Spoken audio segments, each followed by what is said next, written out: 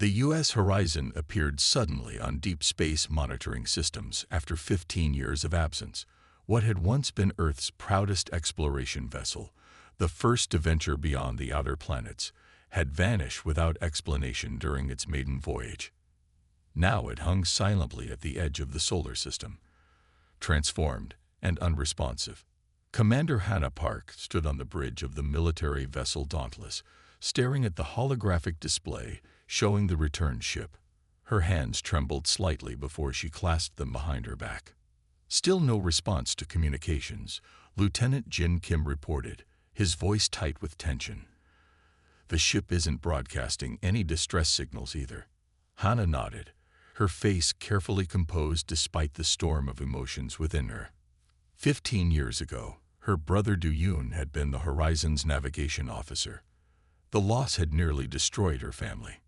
"Magnify the hull," she ordered.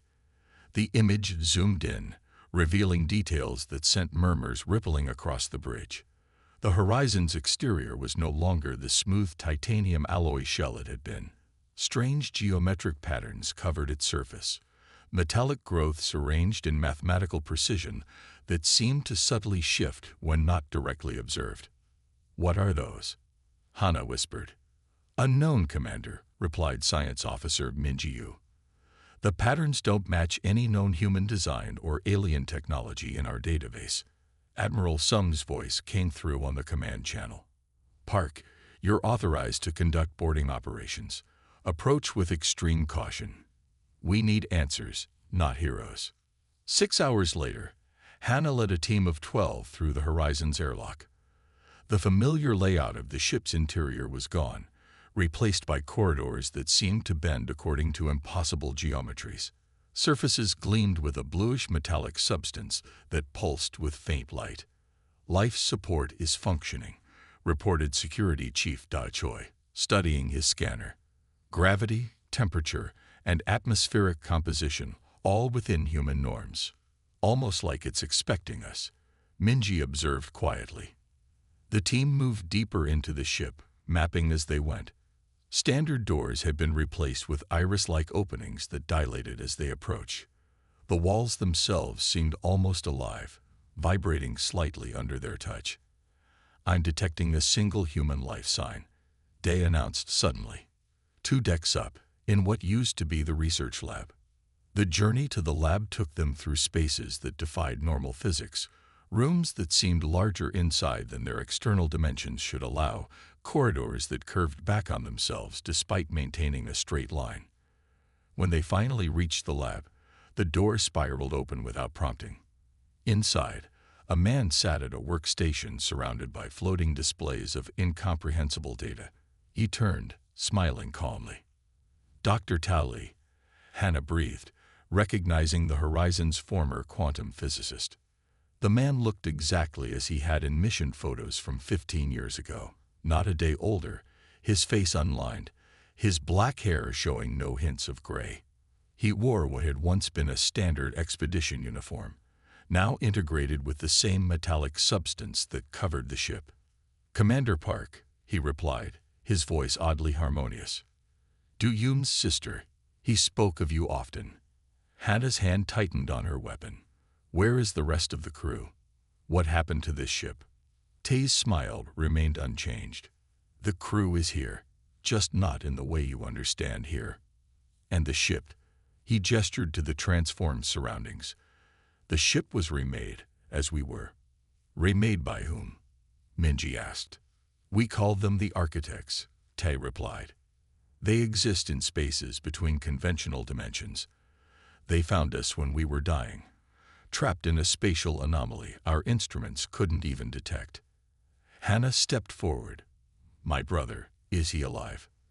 Tai tilted his head, considering the question with unnatural stillness. "Alive is a limited concept. Du-Yun exists, but not as you remember him." Security Chief Day's scanner suddenly emitted a series of urgent beeps. "Commander, the ship's systems are activating. Energy readings are spiking throughout the vessel." Ta looked unsurprised. "The Horizon has returned for a reason. Commander Park, Earth needs what we've brought back." "And what exactly have you brought back?" Hannah demanded. Tay's eyes seemed to shift color slightly as he answered. "The future. Protection. A gift the architects believe humanity is finally ready to receive." His expression grew serious. "And just in time. We aren't the only ones who know Earth exists now." The ship hummed around them, systems awakening after 15 years, transformed beyond human understanding by beings that existed beyond conventional space. And somewhere within its impossible architecture, Hannah thought, her brother waited, changed, but perhaps not gone. A field of bright white tents now surrounded the horizon where it rested in the Nevada desert. Armed guards patrolled the perimeter while scientists from every nation worked inside around the clock. 3 weeks had passed since the ship's return, and Earth's governments had reluctantly agreed to a joint research effort after several solo attempts to understand the technology had failed spectacularly. Dr. Yun Choi wiped sweat from her forehead as she studied the metal sample under her microscope. As head of materials research, she had spent countless hours trying to understand the substance that now covered most of the horizon. "It's simply impossible," she muttered to her assistant. "The atomic structure keeps shifting whenever we try to analyze it." Across the room, Dr. Ta Li sat calmly, watching their efforts with a small smile. Despite intensive questioning, he revealed little about the architects or how the ship had been transformed. He was kept under constant surveillance but offered no resistance. Commander Hannah Park entered the lab, her uniform crisp despite the desert heat. Dark circles under her eyes betrayed her lack of sleep. "Any progress?" she asked Dunn. The scientist sighed. "The material isn't just advanced, it defies our understanding of physics.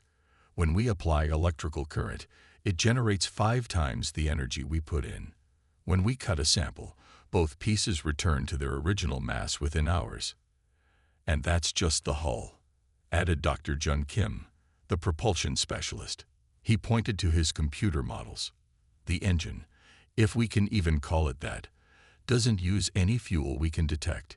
It seems to create spatial distortions that pull the ship forward rather than pushing it." Taz spoke up from his corner. "You're thinking too linearly. The ship doesn't move through space. It moves space around itself." Hannah approached him. "And how exactly does it do that?" "Thought," Tay replied simply. "Consciousness directs the ship. The architects believe separation between mind and matter is an illusion." Jun scoffed. "That's not science. That's mysticism." Tay's unnerving smile didn't falter. "Try it. Connect your brainwave monitors to the navigation panel." After getting approval, the team cautiously followed Ta's suggestion. When Jun reluctantly placed his hands on the transformed control panel while wearing the monitors, the nearby screens flickered to life with streams of data. "Impossible," Jun whispered as the ship's systems responded directly to his thoughts. Outside the research zone, the world was changing. Amateur astronomers reported unusual movements among the stars, objects changing course to move toward Earth. 3 different space agencies confirmed the approach of vessels that hadn't been there before. In Washington, Commander Park sat in a tense meeting with military and government officials. 4 alien vessels have entered the outer solar system, Admiral Wong reported. "They're not responding to any communications. We believe they're here because of the horizon," added Intelligence Director Soman Han. "We've never had confirmed alien contact before, yet weeks after this ship returns, they appear. That's not coincidence." The room fell silent as Dr. Tali was escorted in under guard. His calm demeanor contrasted sharply with the tension around him. "You knew they would come," Hannah accused. Ta nodded. "The architects are not the only advanced beings in our galaxy. Others have followed different evolutionary paths, and some fear what the architects represent." "And what exactly do they represent that's so frightening?" demanded the Defense Secretary. "Cooperation rather than conquest," Tay replied. "Most advanced civilizations either destroy themselves or expand through domination. The architects offer a third path, true symbiosis between biological and technological evolution." He turned to face the large screen showing the approaching alien vessels. Those ships belong to the Coalition of Purity. They believe biological life should remain unchanged, developing technology only as external tools, never integrated. They've destroyed other civilizations that accepted the architect's gifts. So you've made us a target, Hannah said, her voice hard. Taz smiled. No, Commander. We've given you the means to defend yourselves. He looked around the table. The Horizon carries technologies that can protect Earth, but only if you're willing to accept them as they're meant to be used. And how is that? The President asked. The ship doesn't just respond to consciousness, it amplifies it. It was designed to be guided by human minds, not controlled by them. Ta's eyes met Hannah's. Your brother understood this. He was the first to truly connect with the ship's systems. Hannah felt a chill run down her spine. Is that what happened to the crew? They became part of the ship. Not exactly, Ta said. They became more than they were, while remaining themselves. The question now is whether Earth is ready to do the same.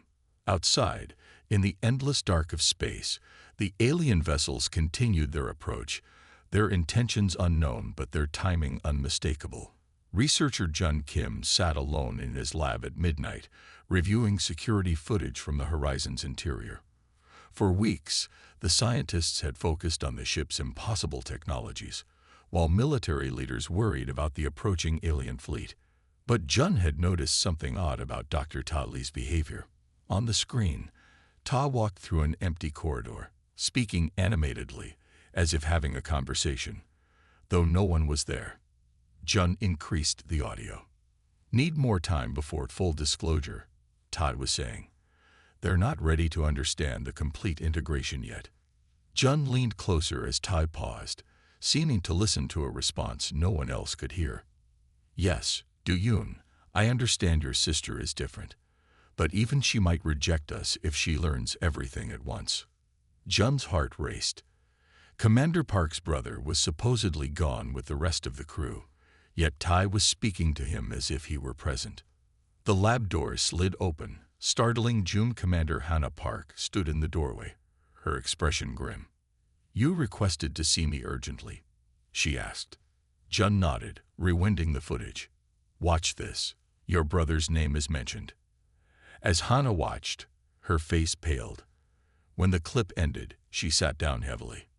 There's more, Jun said. I've been analyzing the ship's energy patterns. Look at these wavelength readings. He displayed a series of undulating lines on his screen. These are from the ship's power core, he explained. And these, he pulled up another set of waves, are human brainwave patterns. The similarities are impossible to miss. What are you suggesting? Hannah asked quietly. I think the ship's core technology is somehow integrated with human consciousness, specifically the consciousness of the Horizon's original crew. Hannah stared at the matching patterns. My brother isn't dead. Not in the conventional sense, Jun agreed. I believe the crew's minds were somehow preserved and integrated into the ship itself. That's why Tai talks to empty rooms. They're not empty to him. Jun's computer suddenly beeped. Someone's accessing my research files. His fingers flew across the keyboard. It's coming from inside the ship, but there's no one logged into those terminals. The lights in the lab flickered. On Jun's screen, a message appeared. Find U.S. India Core. Hannah and Jun exchanged looks before heading to the ship. Security was minimal at this late hour, and they made their way to the central chamber that housed the Horizon's power core. A spherical room, now filled with pulsing blue light and flowing metallic surfaces. Du-Yun, Hannah called out. Are you here? The surfaces of the room rippled like water. Suddenly, shapes began to form in the metallic walls, human faces pushing forward as if through a membrane. Hannah gasped as her brother's features appeared, his expression serene yet somehow distant. Hannah, the face said, its voice echoing strangely. You found us. The ship is us now, Du-Yun continued, and we are the ship, not lost, just transformed. Jun approached one of the walls. Why didn't Ta tell us the truth? Because of them, said another face, Captain Solomon Lee, the Horizon's commander. The aliens approaching Earth fear the architects because they offer a different path of evolution. They've destroyed other civilizations that accepted this gift. The room suddenly darkened as alarms began blaring throughout the base. Jun's communicator buzzed with an emergency alert. "The alien fleet has accelerated," he read aloud. "They'll reach Earth in 48 hours. Tu Yun's face grew serious. "They're coming to destroy us. And Earth too, if necessary. They detected our return and know what we represent." "What do they want?" Hannah asked. "They call themselves the Coalition of Purity," Captain Lee explained. "They believe consciousness should remain purely biological. They see the architect's gifts as contamination." "But what can we do?" Jun asked. "Earth's weapons are nothing compared to their technology." Du Yun's face turned toward his sister. "The Horizon can defend Earth, Hannah. We have the technology now. But we need a bridge, someone who can direct our power while maintaining their individual consciousness and humanity." "You want one of us to join you," she realized. "Not join us," Du Yun corrected. "Work with us. The integration can be partial, temporary. But we need someone who understands both military strategy and human values to guide us." Hannah stared at her brother's face in the metallic wall. "You're asking me?" "Yes," all the faces said in unison. "Only you can save Earth now." Outside, in the command center, screens lit up with urgent warnings as the alien fleet's weapons began powering up. Time was running out. The United Nations Security Council chamber was filled to capacity. On the large screen at the front of the room, images showed the alien fleet, 7 vessels of unknown design, now holding position just beyond the moon. Their message, broadcast simultaneously to every communications device on Earth 12 hours ago, had been clear and devastating. "Surrender the corrupted vessel and all individuals exposed to architect technology within 24 hours, or we will sterilize your world. The infection must not spread." General Min addressed the emergency session, his voice grave. "Our best weapons cannot penetrate their shields. If they attack, we have no effective defense." President Jun stood. "Have we received any response to our attempts at negotiation?" "Only one, Madam President," replied Ambassador Han. "They said," and I quote, "there is nothing to discuss. The architect seed must be destroyed before germination. Your species' survival depends on compliance." The room erupted in debate. Some nations argued for immediate surrender of the Horizon. Others insisted that humanity should never bow to threats. In a secure bunker beneath the desert facility, Commander Hannah Park sat across from Dr. Ta Li. Between them was a small device extracted from the Horizon, a metallic cube that pulsed with soft blue light. "Explain it again," Hannah demanded. "What exactly would happen if I agree to this partial integration?" Ta's unnaturally calm expression never wavered. "You would maintain your individual consciousness and identity, but gain the ability to directly interface with the Horizon systems. Your mind would be the bridge between human understanding and the ship's capabilities. And the risks. The process has never been attempted with someone who wasn't dying," Tai admitted. "There could be changes to how you perceive reality." Researcher Jun entered the room, looking exhausted. "The coalition ships have deployed smaller vessels. They're forming a perimeter around Earth." Hannah stood and paced the small room. "Even if I agree and somehow it works, what could one ship do against 7 advanced alien vessels?" "The Horizon isn't just one ship anymore," Ta said quietly. "The architect's technology allows for conversion of energy to matter and back again at will. With the right guidance, the ship could become many, or weapons we can't even describe in human terms." Jun looked skeptical. "That violates conservation of mass and energy." "Only within the limited physics you understand," Tai replied. Hannah stopped pacing. "I want to speak with my brother again." They returned to the Horizon's core chamber, where Du Yun's face formed in the metallic wall. "The aliens have given their ultimatum," Hannah told him. They want the ship and everyone who's been exposed to its technology. If you surrender us, they'll still destroy all research related to the architects.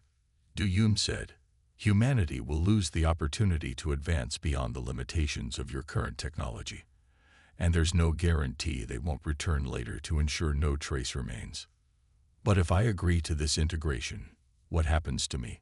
Will I still be myself? Hannah asked, her voice betraying her fear. Duyum's expression softened. I'm still me, Hannah. Different, but still your brother. You would remain yourself, but with expanded awareness. Security alarms suddenly blared. Jun checked his communicator. They're moving. The alien fleet has advanced closer to Earth. On screens throughout the facility, they watched as one of the alien vessels fired on a military satellite, destroying it instantly. A demonstration, Ta said grimly. Their patience is ending. Hannah's communicator buzzed with a priority message from President Jun. Coalition has reduced deadline to 6 hours. Global military forces on highest alert. Please advise if Horizon Technology offers any options. Hannah looked at her brother's face in the wall, then at Ta. If I do this, and we somehow succeed, what happens afterward? Would I be trapped in the ship forever? The integration can be reversed, Tai assured her. The architects believe in cooperation, not assimilation. You would be the first to try this process willingly, with full awareness. Hannah took a deep breath. And if we fail? Then humanity faces the same fate either way, Duyun said. But at least we will have tried. Outside, the alien vessels moved into attack formation. Earth's combined military forces mobilized, knowing they faced technology centuries beyond their capabilities. Hannah closed her eyes for a moment, then opened them with new resolve. How do we begin? Tai approached with the pulsing blue cube. Place your hands on this. It will establish the initial connection. As Hannah reached for the device, she thought of Earth's billions of people, unaware that their fate rested on this moment. She thought of her brother, transformed but not lost. Most of all, she thought of the choice before her, surrender to fear or embrace the unknown. Her fingers touched the cool metal surface, which immediately responded to her presence, flowing up to envelop her hands. Remember who you are, Duyun said as the blue light began to spread up her arms. That's what makes us human, not our physical form. The countdown to humanity's deadline continued as the light surrounded Hannah completely. The sensation began as a tingling in Hannah's fingertips. Then came the expansion, her awareness suddenly stretching beyond her physical body, flowing outward through the Horizon's systems. She could feel the ship as if it were an extension of herself, every circuit and component humming with energy that responded to her thoughts. Hannah. Jum's voice seemed distant, though he stood right beside her. Are you still with us? She opened her eyes, which now shimmered with the same blue light that pulsed through the ship. I'm here. And elsewhere too. Through the Horizon's sensors, she could perceive the alien fleet in ways human instruments never could. She saw energy patterns, communication signals, weapon systems, all laid bare to her enhanced perception. They're preparing to fire on major cities, she said. We have minutes, not hours. Ta nodded. What will you do? Hannah didn't answer with words. Instead, the entire ship vibrated as systems activated throughout its structure. Outside, the desert ground trembled as the Horizon lifted effortlessly into the air for the first time since its return. In command centers worldwide, military leaders watched in astonishment as the transformed Earth vessel shot upward at impossible speed, reaching orbit in seconds. President Jun stared at the tracking screens. Get me any information on what's happening up there. The Coalition flagship detected the Horizon's approach and immediately fired energy weapons more powerful than anything Earth had ever created. The beams struck the Horizon directly, but instead of destroying it, they seemed to be absorbed, the energy flowing across its surface in rippling patterns. Inside the ship, Hannah felt the attack as pressure against her expanded consciousness. Instinctively, she directed the energy, reshaping it, transforming it. "They don't understand," she said, her voice overlaid with harmonics that made Jun step back. "They see only threat or submission, never cooperation." Through her connection with the horizon, Hannah could access the knowledge the architects had shared with the original crew. She understood now why the Coalition feared this technology. It represented a fundamental shift in evolution, where consciousness could exist beyond biological limitations without losing its essential humanity. The horizon began to change shape, portions of its hull flowing outward to form smaller vessels that remained connected to the main ship through threads of energy. Through each, Hannah extended her awareness, creating a network that surrounded the alien fleet. The Coalition ships fired again, this time at Earth directly. Hannah felt the deadly energy building and reacted instantly. The Horizon's offspring vessels positioned themselves in the path of the attack, absorbing the destructive force and channeling it back through the network to the main ship. "Now," she whispered. From the horizon, a pulse of energy expanded outward, not a weapon, but a wave that temporarily disabled the Coalition ship's main systems. As they drifted powerless, Hannah opened a communication channel. "You came to destroy what you fear without understanding."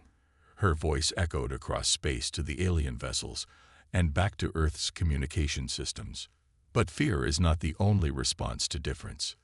Using the ship's technology, she transmitted images directly into the Coalition commanders' minds, showing the truth of the architect technology, how it amplified rather than replaced, how it offered partnership instead of dominance. "I remain human," she continued. "My consciousness is my own, merely extended. The architects do not conquer or assimilate. They offer a gift that must be freely accepted." After a tense silence, the lead Coalition ship responded. "This is unexpected. Our experience with architect technology has only shown corruption of biological life. Perhaps because those encounters were forced rather than chosen," Hannah replied. "I chose this connection, and I can end it. That choice makes all the difference." Slowly, power returned to the alien vessels, but their weapons remained inactive. "We require time to consider this. Alternative understanding," the Coalition commander transmitted. "We will withdraw to observe, but remain vigilant." As the alien ships began to retreat, cheers erupted in command centers across Earth. President Jun ordered worldwide celebrations, declaring it humanity's first victory as a united species. The horizon descended back to the Nevada desert, its temporary extensions reabsorbing into the main structure. Inside, the blue light surrounding Hannah gradually receded, returning to the cube she still held. She gasped as her awareness contracted back to normal human perception, feeling suddenly confined after such expansion. "Are you all right?" Jun asked, supporting her as she swayed. "Yes," she said, her voice her own again. "Different, but still me." In the metallic walls, Du-Yun's face appeared. "You've shown them another way, a balance between advancement and identity." Taz smiled. "And you've shown humanity its potential future." Beyond the ship, government officials and scientists approached cautiously, eager to understand what had happened. The world had changed irrevocably. Earth was now known to the wider galaxy, and humans had access to technology that could transform their civilization. "What happens now?" Jun asked. Hannah looked at her hands, still faintly glowing with residual energy. "Now we learn to walk a new path, neither fearing the future nor being consumed by it. Technology advancing humanity without replacing what makes us human."